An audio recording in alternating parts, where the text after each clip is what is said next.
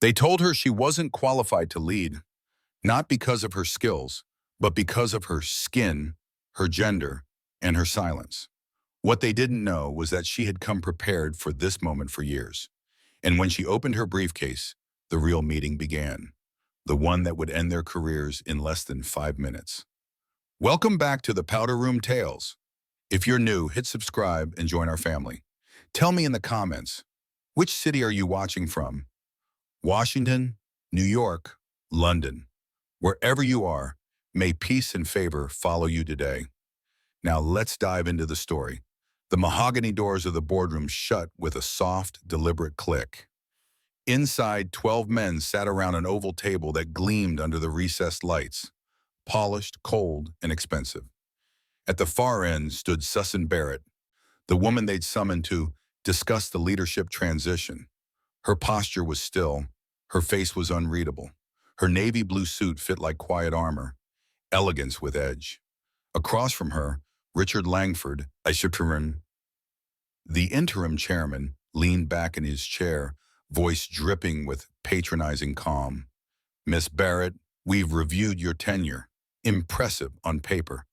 But as you know, the board believes the company needs experienced leadership for its next chapter. The room hummed with agreement, nods, murmurs, and folded hands from men who had already made up their minds. Sussan didn't flinch. Her fingers tapped once against the folder in her hand. By experienced, you mean older? No, Langford said quickly, clearing his throat. We simply mean seasoned. Someone who has navigated global complexities, someone the investors trust. Harold McCain, the CFO, added without looking up from his notes, and frankly, Miss Barrett, the optics of placing a first-time CEO in such a volatile quarter, it's a risk we can't afford. The words landed heavily. Sussan let the silence stretch. So the risk, she said finally, her tone measured, isn't that the company might fail, it's that I might succeed? The silence that followed was razor sharp. Langford's jaw twitched. That's not what we're saying. It's exactly what you're saying, she replied evenly. You want someone who looks like you to fix a mess you created. No one met her gaze. The clock on the wall ticked like a countdown. Then Sussan set her briefcase on the table and opened it with a crisp snap. Inside was a single envelope marked confidential. Before we continue, gentlemen, she said softly, there's something you should see. Langford frowned. What is this? Proof, she said, that this so-called emergency meeting violates 4 corporate bylaws. Bylaws you wrote. My legal team is waiting outside, and the press is standing by. If I walk out unemployed today, your names go public before sunset. The air shifted instantly. Someone muttered, this is outrageous. Sussan leaned forward, voice low and deliberate. I told you last year, I don't fight for seats at tables. I build them. You should have remembered that before you tried to saw off my chair. The board exchanged nervous looks. Langford's face had turned pale. Sussan, are you threatening us? She gave a calm, dangerous smile. No, Richard. I'm firing you. Her hand hovered over the sleek tablet before her. One tap, and within seconds, each man's phone and laptop chimed in unison. Every screen read the same message. Access revoked. Your contracts have been terminated by executive order. One of the board members, stunned, whispered, she can't do that. Oh, but she just did, Sussan replied, standing tall. You said I wasn't qualified to lead. Turns out I was overqualified to replace you. Power doesn't always roar. Sometimes it arrives in heels, silence, and receipts. If life ever called you into a room where everyone doubted your worth, would you stand tall or shrink to fit their expectations? And if you're still watching without subscribing, maybe ask yourself, why wait? Stories like this one unfold in real time. And those who delay often wake up when the moment's already passed. Don't be that person. Subscribe before you miss the next table-turning twist. For a full 5 seconds, no one moved. The only sound was the low hum of the air conditioner and the distant rhythm of rain tapping against the glass wall. Then came the explosion. You can't do this, Harold McCain barked, pushing his chair back so violently it screeched across the marble floor. This isn't how governance works. Sussan didn't blink. Harold, I've studied governance longer than you've respected it. Sit down. But he didn't. His face flushed red as he jabbed a finger toward her. You think one vote of confidence gives you the power to override the board? This is a multi-million-dollar institution, not your playground. You're right, Sussan said, her voice calm, almost detached. It's not a playground, which is why children shouldn't be running it. A few of the men exchanged nervous looks, some out of fear, others out of disbelief. Langford's voice cracked the silence. Security, he shouted toward the glass doors. No one came. Sussan turned slightly, a faint smile touching her lips. You might want to check your access, Richard. I had security reassigned 30 minutes ago. They now report directly to me. The color drained from his face. He reached for his phone, but it was dead. All network connections had been suspended. What did you do? He whispered. I secured my house, she said simply. You tried to burn it down. At that moment, one of the younger board members, Elliot Crane, barely 40 and clearly terrified, spoke up. Susan, this isn't personal. You have to understand. She cut him off gently. Elliot, I understand perfectly. You voted against me to protect your position, but in doing so, you voted against progress. Her eyes softened just slightly. I built this company from the ground up. Every contract, every expansion, every merger. I fought for them while you all sat comfortably in your inherited chairs. You don't get to tell me I'm unqualified for what I created. There was no sound in the room for a moment, just the low buzz of fluorescent lights. Then Langford tried again. You'll regret this, Sussan. No one leads alone. You'll find out soon enough what it means to have enemies in high places. Sussan turned toward him, her calm now tinged with quiet steel. Richard, you've spent your whole career mistaking fear for loyalty. I don't need men in high places. I build ladders. She picked up her folder, tucked it under her arm, and walked toward the glass door. As she reached the handle, she paused and looked back. Gentlemen, this meeting is officially adjourned. Your termination packages will be emailed once legal finishes cleaning up your mess. Langford stood up halfway, his voice trembling. You're destroying this company. Sussan met his eyes, unwavering. No, Richard. I'm saving it from men who think leadership looks like them. She walked out without another word. The doors closed behind her with a soft thud. But inside the room, 12 careers had just ended. Langford collapsed into his chair, muttering under his breath. She'll never survive the press. She'll drown. Elliot looked at him quietly, almost pitying. You still don't get it, do you? She owns the press. There are moments when silence becomes power. When you don't argue, you execute. If someone tried to erase your name from what you built, would you have the courage to flip the table? Or would you wait for their permission to lead? If you're still here, still watching, but haven't subscribed yet, ask yourself this. When Sussan walked out of that room, she changed her story forever. What if your story is waiting for the same moment, but you scroll past it? Don't just watch power moves happen. Witness them. Subscribe now before her next move drops. The elevator doors slid open with a chime that felt almost ceremonial. Sussan stepped out into the marble lobby, every click of her heels echoing like gunfire against the high glass walls. But this time, she wasn't alone. The second the glass doors of Barrett Global Holdings parted, chaos met her. Flashbulbs, microphones, reporters shouting over one another. Miss Barrett, is it true you just dismissed the board? Did you violate corporate procedure? Are you being forced out? A sea of faces, curious, hungry, skeptical, crowded the front steps. The storm had already broken. Sussan adjusted her blazer and smiled. The kind of smile that looked like control, even if inside her pulse was a thunderclap. Good morning, she said coolly, stepping forward. It seems news travels fast. The microphone surged toward her. Do you care to comment on the allegations that you were deemed unqualified by your own board? For a split second, the air stilled. That word, unqualified, hit again, sharp as glass. But this time she didn't let it cut. Unqualified? She repeated softly. Interesting choice of words. Tell me, Which qualification offends them? The one that built this company or the one that happens to be my skin? The crowd went silent. Even the wind seemed to pause. Her PR manager, Mia, rushed through the swarm, eyes wide. Susan, we need to move now. The shareholders, let them wait, Susan said calmly. I've waited long enough. She turned back to the press. When I founded Barrett Global, I was told I didn't have the experience. I didn't have the connections. I didn't have the look. But 10 years later, the same men who said I couldn't lead are sitting at home updating their resumes. A murmur rippled through the reporters, a mix of awe and discomfort. So yes, she continued, her tone steel-wrapped in grace, I fired the board because you can't build a future with the people who are still chained to the past.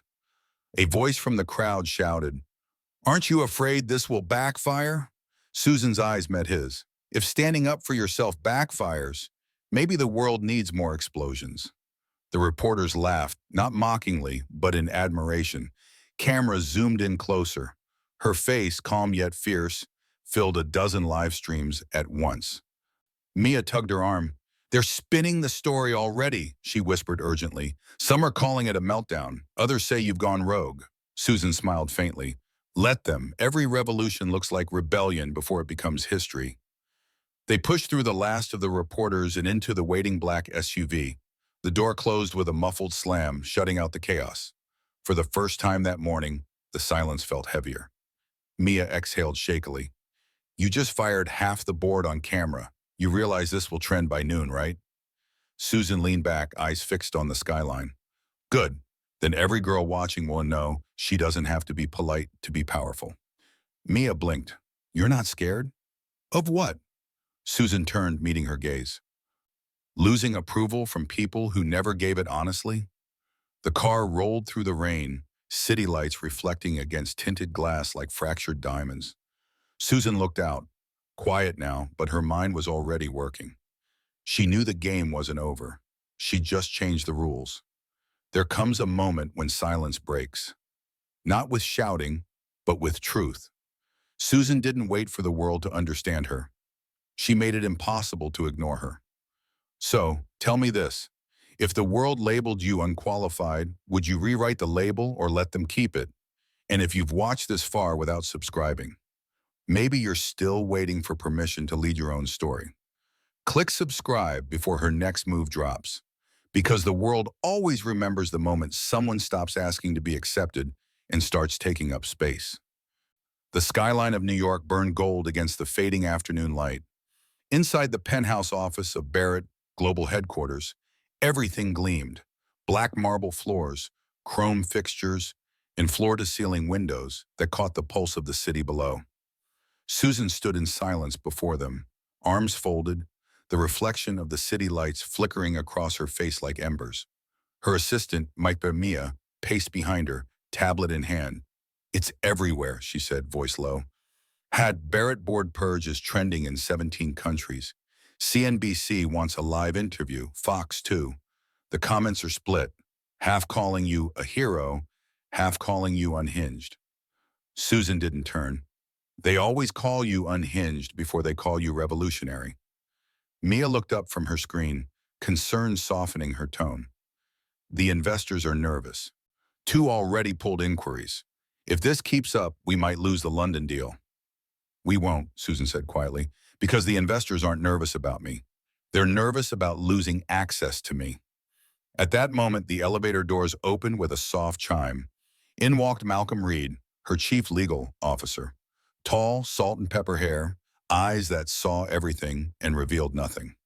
He closed the door behind him and exhaled. You made headlines faster than a market crash, he said. Congratulations. Save the sarcasm, Susan murmured. Did you lock the documents? He nodded, pulling out a slim folder and placing it on her desk. Every termination letter is airtight. Severance packages are capped. No legal blowback. You're safe. For now. Susan finally turned, her gaze sharp but unreadable. For now isn't good enough. I don't play to survive, Malcolm. I play to own. Mia watched the two of them. Susan, regal and unyielding. Malcolm, precise and cautious. They were opposites, yet together they'd built an empire. So what's the next move? Malcolm asked. Rebuild the board, Susan replied. Diversify it. People who understand vision, not politics. No more old money puppeteers. He arched a brow. You realize they'll smear you for that. They'll say you're making it about race. Let them, she said. They've been making it about race for years. I'm just taking ownership of the narrative. The phone on her desk buzzed once. A private alert. Susan picked it up, scanned the message, then smiled faintly. The London investors just doubled their offer. Mia blinked. Wait, what? They saw the video, Susan said simply. They liked the fire. Apparently, they prefer CEOs who can handle storms. Malcolm chuckled dryly. Well, you just built your brand on defiance. Better get used to it. Susan turned back toward the glass wall, her reflection merging with the skyline. Defiance built this city. It built me, Fung. I'm not changing the play. I'm perfecting it. The room fell into thoughtful silence. Mia hesitated, then asked quietly, Can I ask you something? When they told you you weren't qualified, did it hurt? Susan's lips parted, but the answer came slower this time. It always hurts, she admitted softly. But hurt isn't the enemy. Complacency is. I'd rather bleed and build than sit quiet and disappear. Mia nodded, almost whispering, That's what they'll remember about you. Susan smiled faintly. No, Mia. They'll remember what I built after they tried to bury me. Outside, thunder rolled again, a distant echo of the chaos she'd already survived. And in that moment, it was clear. Firing the board wasn't the climax. It was only the opening move in a bigger war. The glass walls of Barrett Global headquarters glimmered under the morning sun, a fortress of steel and success standing tall in downtown Chicago. Inside, the atmosphere was tight with tension. The boardroom, usually buzzing with power and polite manipulation, felt colder than usual today. Sussan Barrett stepped out of the elevator wearing a charcoal gray suit that spoke less fashion, more authority. Her heels clicked sharply across the marble floor, as though punctuating her resolve. In her hand, she held the latest quarterly report, proof that under her leadership, profits had soared by 48%. And yet, the air inside the boardroom felt thick with something unsaid. When she entered, 12 faces turned, mostly men, all white. Their smiles were corporate, tight, shallow, and deceitfully polite. Ms. Barrett, began Harold Kent, the chairman emeritus, in a tone that dripped with false warmth. We were just reviewing your performance proposal for the coming fiscal year.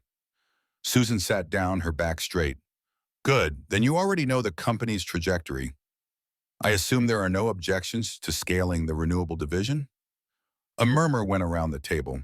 Then Harold exchanged a knowing look with Thomas Vale, the CFO, a man who'd been with the company since before Susan was even born. Thomas cleared his throat. Actually, Susan, before we discuss expansion, we need to talk about leadership alignment. Susan raised an eyebrow. Leadership alignment? Yes, Harold said. The board has expressed concern about your management approach, the tone you set. Her eyes narrowed. My tone. Harold folded his hands. You're brilliant, Susan. No one doubts that. But leadership isn't just about numbers. It's about trust, fit, and being the kind of person you're comfortable with? She cut in sharply. He gave a thin smile. You said it, not me. The silence that followed could slice glass. Susan looked around the room. Men she'd mentored, men whose families she'd helped through college programs, men whose bonuses had doubled under her leadership. And here they were, plotting to push her out. Let me guess, she said, voice calm but sharp. You've decided I'm not qualified to lead. Thomas leaned back, smirking. It's not personal, Susan. It's just, maybe we need a CEO who understands the company's culture a little better. There it was, the dagger wrapped in corporate diplomacy. Culture. That word had always meant one thing. White, male, and familiar. Susan's fingers tapped once on the table. You're firing me? We prefer to call it a realignment, Harold said smoothly. You'll still be compensated handsomely. Of course, you can stay on the board if you'd like, symbolically. She stared at them for a long moment, her eyes sweeping across each face. Then she smiled. You're right, she said softly. This company does need a realignment. The men looked at each other, uncertain. Then Sussan stood, pulled out a small folder, and dropped it on the table. And that's why, 5 minutes ago, I submitted an emergency resolution to the private equity partners who own your shares. I just acquired a controlling interest in Barrett Global. The room went dead silent. What? Thomas stammered. Harold's face turned pale. That's impossible. You'd need 51% ownership. Correction, she interrupted.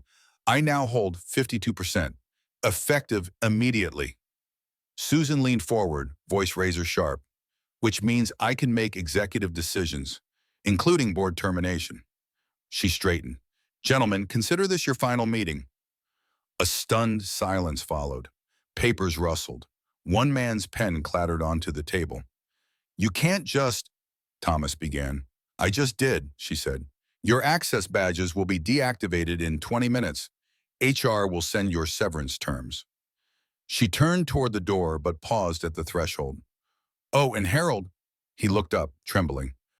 Next time you tell a black woman she isn't qualified, make sure she doesn't own the building you're standing in. Then she walked out, calm, regal, unbothered. Have you ever been underestimated so deeply that your victory became the only language they could understand? If you've ever been told you weren't qualified enough, don't just scroll away. Subscribe right now because stories like this remind you how power flips when preparation meets opportunity. Don't wait to hear about your worth secondhand. Hear it here before life forces you to prove it. The morning after the boardroom showdown, the city didn't sleep. It buzzed. The news had leaked before dawn. Black female CEO ousts entire board in 5-minute corporate coup. It was everywhere, trending on X, flashing across Bloomberg tickers, whispered on morning radio like some modern legend. But while the world gasped, inside Barrett Global Holdings, the atmosphere was anything but triumphant. Sussan sat alone in her office, the same office she'd once dreamed of stepping into. Now it felt like glass, transparent, fragile, one wrong move away from shattering. Her assistant, Kendra, pushed open the door carefully. Ma'am, you've got 3 interview requests. CNN, CNBC, and a call from the SEC. Oh, and the shareholders? Sussan asked without looking up. They want an emergency meeting, noon. Sussan finally leaned back, closing her eyes. Of course they do. Outside her window, cameras were already gathering at the main gate. The public loved her, the symbol, but investors hated her. The disruption. The phone on her desk buzzed again. It was Marcus Hale, her chief financial officer and the only person who'd stood by her through the early chaos. She picked up. Marcus? Sussan, it's bad. His voice was low, tense. Langford's people are spinning this. They're calling it an emotional power grab, saying you destabilize the company for personal revenge. Of course they are, she said, pacing slowly. Because a woman showing authority is emotional, right? It's not just that, Marcus continued. They've got investors talking about pulling out. Stocks dipped 9% overnight. Sussan stopped walking. Her silence stretched for a moment before she spoke again. You think I should have waited? I think, Marcus said carefully, you could have fired them with less spectacle. Quietly. Her gaze shifted to the city skyline, to the storm she'd unleashed. Quiet doesn't change systems. Marcus, it only keeps the same people comfortable. At 12 p.m. sharp, she stepped into the shareholder meeting. No boardroom glimmer this time, just a cold digital wall of faces on screens. Men in suits, tapping pens, murmuring to assistants off camera. The chairman of the shareholder consortium, Mr. Denby, spoke first. Ms. Barrett, you've created, let's call it a situation. Our confidence is shaken. With all due respect, Mr. Denby, Sussan said calmly, your confidence wasn't built on my leadership. It was built on your comfort with theirs. We invested in stability, not theatrics, Denby countered. You invested in results, and that's what I'm still here to deliver. Another voice cut in, Mrs. Imani Ward, the only black female shareholder on the call. Gentlemen, she said sharply, you do realize what happened yesterday wasn't a spectacle. It was overdue accountability. This company's been led by insiders who bankrupted 2 divisions while giving themselves bonuses. The call went silent again. Susan met Amani's eyes through the screen, a brief nod passing between them. This isn't chaos, Susan said firmly. It's correct. That evening, Marcus returned to her office with a grim expression. The press wants a statement, something to calm the markets. Tell them, Susan said, that we're not falling apart. We're falling into place. Marcus sighed. You know, not everyone sees you as a hero right now. I don't need them to, she replied. I just need them to remember that leadership isn't a popularity contest. There was a pause, the kind that carried weight. And what about us? Marcus asked softly. What happens if this company breaks before it bends? Then, Susan said, walking to the window again, we rebuild from the ashes, because that's what they never understood. We're not made of the same fragile stuff they are. The morning after the boardroom purge, the world had already chosen sides. News anchors flashed her photo on every screen. Power-drunk CEO fires entire board. Corporate meltdown or empowerment gone too far. Sussan Barrett, the woman who built Orion Technologies from a small startup to a billion-dollar empire, was now trending for all the wrong reasons. She stood before the mirror in her penthouse office, staring at her reflection. The skyline stretched endlessly behind her, but all she saw was her own exhaustion. Her phone buzzed again. Another missed call, another headline. Sussan Barrett lashes out at board. Possible instability? Sources say investors are reconsidering their partnership. The noise was deafening. Marcus entered quietly, holding 2 cups of coffee. His eyes were heavy. He'd been fielding calls all morning. Half the investors want answers, he said. The rest are watching to see if we sink. Susan didn't turn. Let them watch. They watched me build this company. They can watch me rebuild it again. Marcus sighed. You made a bold move yesterday, Sue. But bold doesn't always mean safe. You've become the story now. She turned, her expression sharp. So I should have let them humiliate me in my own house. He hesitated. No, but you can't win every war by swinging the sword. Sometimes you what? She snapped. Hide? Apologize for existing? Silence. Marcus lowered his gaze. I'm just saying, maybe we slow down. Lie low. The world's not kind to women who fight back.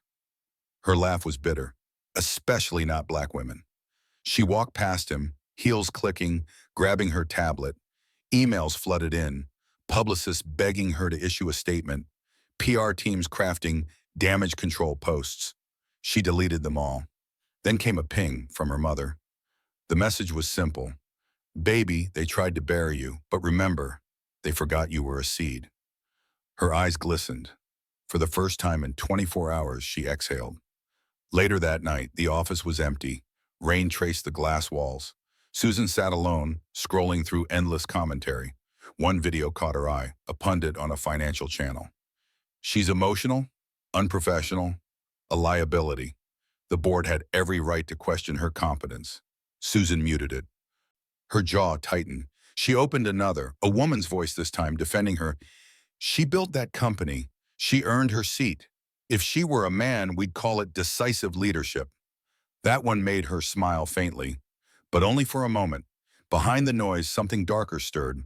Anonymous emails, deleted messages, audit files missing from the company server. She clicked through, eyes narrowing. A pattern was forming. The board she fired, they'd been moving money. Quietly, strategically. Her instincts whispered, they weren't just doubting you. They were hiding something. Marcus reappeared at her door. You're still here? Couldn't sleep. He stepped closer. Listen, I got a call from Lennox Capital. They're backing out of the next round. Because of the headlines, he hesitated. Because of what the board's lawyer told them. Her brow furrowed. What did he say? That you only fired them to cover a pending investigation. Fraud, insider dealings, misuse of funds. They're saying it traces back to you. Susan froze. Her heartbeat thundered. Me? She whispered. They're framing me?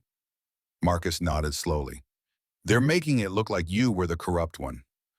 The world tilted. For a moment, the strength she'd held so tightly began to tremble. But then, a cold calm settled over her. If they wanted war, they were about to get one. She rose from her chair. Marcus, pull every financial record from the last 2 years, every board expense, every transaction. He blinked. You think? I don't think, I know. They thought I'd be too distracted defending my name to dig deeper. But they forgot who built this empire. She turned to the window, the city lights blazing like stars reflected in her eyes. They tried to bury me. Now I'll bury them with evidence. Have you ever been so misunderstood that defending yourself looked like aggression to others? What did it cost you to stay silent? And what did it change when you finally spoke up? Don't just watch Sussan fight back, because this is where most people quit. They give up right before the truth breaks open. If you stop watching here, you'll never know how power shifts when the hunted becomes the hunter. Hit subscribe or stay curious forever about how she exposes them next. The rain hadn't stopped for 2 days. It drummed endlessly against the glass walls of Orion Tower, the same building that once echoed with applause for Sussan Barrett, now filled only with whispers and suspicion. Stacks of files and drives covered her desk like a battlefield map. Every folder, every document was a clue. She hadn't slept. Just coffee, grit, and a quiet storm in her eyes. Marcus entered, rain dripping off his coat. He dropped a flash drive onto her desk. Got it. Everything from the board's private server. Took some backdoor work, but it's all there. Sussan leaned forward, her fingers trembling slightly as she inserted the drive. Lines of data filled her screen. Transactions, offshore accounts, encrypted transfers. My God, she whispered. Marcus frowned. What is it? She clicked through line after line. They weren't just hiding money. They were funneling company funds into shell corporations. Millions, disguised as consulting fees. He leaned closer. So this wasn't incompetence. This was theft. Sussan nodded slowly. And now they're trying to make me the scapegoat. She paused, eyes narrowing at a specific file labeled Project Vantage. The folder was locked. She typed passwords. None worked. Her jaw tightened. They encrypted it. Marcus hesitated. Do you want me to try? No, she said. If they locked it, that's where the bodies are buried. And I want to be the one who opens the coffin. After 2 hours of brute force decoding, the file opened. Her eyes widened. Inside were scanned documents, emails between the board chairman and 2 government officials. The subject line read, Acquisition terms, Barrett removal contingency. She froze. They hadn't just doubted her. They had planned her removal. The emails detailed everything, leaks to journalists, investor manipulation, a smear campaign built to destroy her reputation and reclaim the company, all signed off by men who had once toasted to her success. Sussan's voice trembled, not with fear, but fury. They called me unqualified, while they built a machine to erase me. Marcus swallowed. This could destroy them. But if you release this without proof of your innocence, they'll spin it again. Make it look like you hacked your own servers. Sussan turned to him, her expression cold and certain. Then we make the truth undeniable. Sussan sat in her office, typing a confidential message. To Attorney General's Office, Financial Crimes Division. Subject, evidence submission, Orion Technologies, board fraud. She attached the files along with her statement. Then she opened another window, this time a video recorder. She took a deep breath and hit record. This is Sussan Barrett, founder and CEO of Orion Technologies. The world knows my name now because of lies. But tonight I'm setting the record straight. Her tone was calm but sharp. She explained the scheme, the hidden accounts, the plan to remove her. She didn't beg for sympathy. She presented evidence, undeniable surgical truth. You called me unqualified, but I built what you stole. You said I didn't belong, but I was the one who opened the doors you walked through. And when history looks back on this moment, it will not remember your names, only mine. She ended the recording, uploaded it, and scheduled it to go live at 9 o'clock a.m. and the next morning the world stopped. Headlines erupted. Evidence exposes Orion board fraud scheme. CEO vindicated. Whistleblower or warrior? Sussan Barrett delivers receipts. The very networks that mocked her days ago now replayed her video on a loop. Comment sections exploded, voices rising for her, not against her. Marcus burst into her office, breathless. "They're finished. The Attorney General confirmed the files are authentic. Arrest warrants are being prepared." Sussan didn't smile. She only whispered, "Justice isn't revenge. It's clarity." He looked at her, proud, maybe even a little afraid. "What now?" She turned toward the glass, the city glimmering under a new morning. "Now I rebuild. Not for them. For every woman who's been told she's not qualified to lead her own vision." The city had a new skyline now. Not of steel and glass alone, but of headlines, hashtags, and recordings that would live forever online. Sussan Barrett moved through it all like someone who'd learned how to carry both victory and cost in the same breath. Weeks after the evidence dropped and the former board members were let out in handcuffs, Barrett Global looked less like a scandal site and more like a laboratory of possibility. Investors rebalanced their fear into cautious curiosity. Partners who once whispered now scheduled meetings to learn from the woman who refused to be erased. The first board meeting after the purge felt different, not in sound, but in shape. The table was new, a circular European oak piece Sussan had chosen because no one should sit at the literal head of power while the company's future was decided.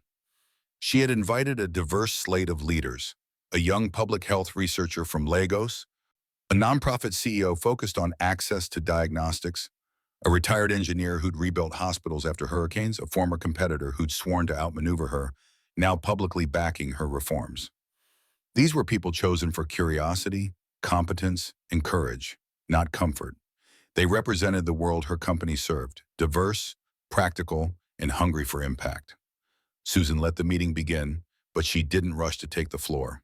She listened first, to the people who used to be unseen. The board suggested trimming a portfolio that drained resources without impact. Someone proposed open sourcing a critical diagnostic algorithm to help underfunded clinics. A young analyst recommended a program to mentor biotech founders from historically excluded communities. She smiled approvingly. Each idea folded back into the same blueprint she'd always had. Make tech save lives and make the engines of money answer for the vulnerable. After 2 hours of strategy, the conversation shifted to a less formal room, a glass-walled cafe inside Barrett Global. That's where Sussan took questions from employees who'd watched the storm unfold on their phones. Men and women whose faces had once been invisible now stepped forward to ask questions they'd never dared pose before. One young engineer, voice cracking slightly, asked bluntly, "Did you ever doubt yourself?" Sussan looked at her, thought of nights in a cramped apartment teaching herself code, of the day a man in a suit told her she wasn't qualified, and of the wave of isolation that followed. She could have given a polished answer. Instead, she said, "Every day." But doubt doesn't mean failure. It just means you're still human. The engineer's eyes filled. Around the table, heads nodded. Outside, the social movement that had been flickering for months, #redefine qualified, had become a network of real programs. Funders who watched the spectacle realized there was money in integrity. Universities invited Barrett Global to co-design fellowships for underrepresented founders. Schools asked for speakers for career days. Sussan accepted invitations quietly, choosing to go somewhere that mattered most, a community college auditorium in Baltimore where she'd grown up. She spoke to 200 students, many of whom were first-generation college attendees. She spoke not as a billionaire celebrity, but as a former kid who'd stayed up reading code until dawn. "Don't let someone else's comfort rewrite your worth," she told them. "Build, fail, build again. People will try to define you. Define yourself first." After the talk, a shy young woman approached Sussan holding a battered laptop. "I don't have a mentor," she said. "I don't know where to start." Sussan took the laptop. "Then I'll be your mentor when you need one. But remember, your first mentor is your work." That evening, Sussan sat at her window looking over the city, the lights of millions of apartments twinkling like small, stubborn promises. She thought of the boardroom, the firing, the headlines, the arrests.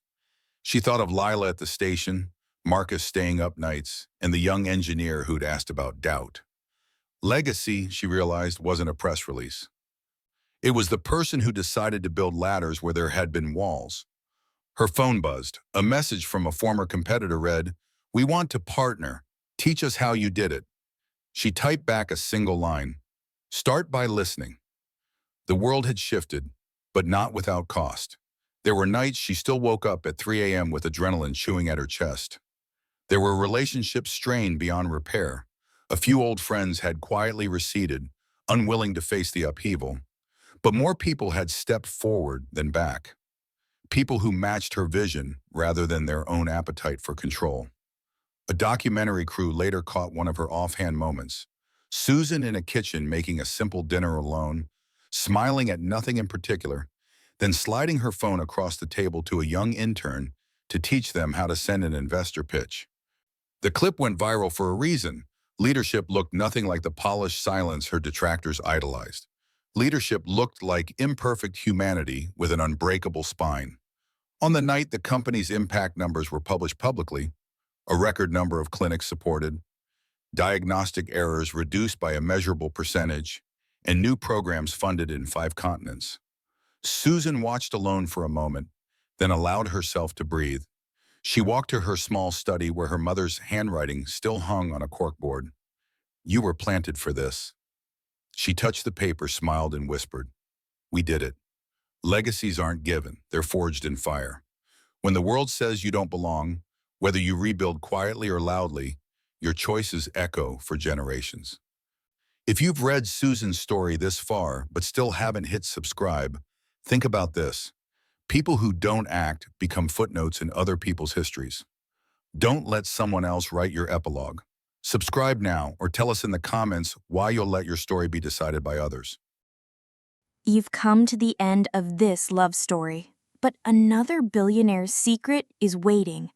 The next tale will be more seductive, more forbidden, and far more addictive. So do check it out. Click on the image showing on your screen right now to watch the next one.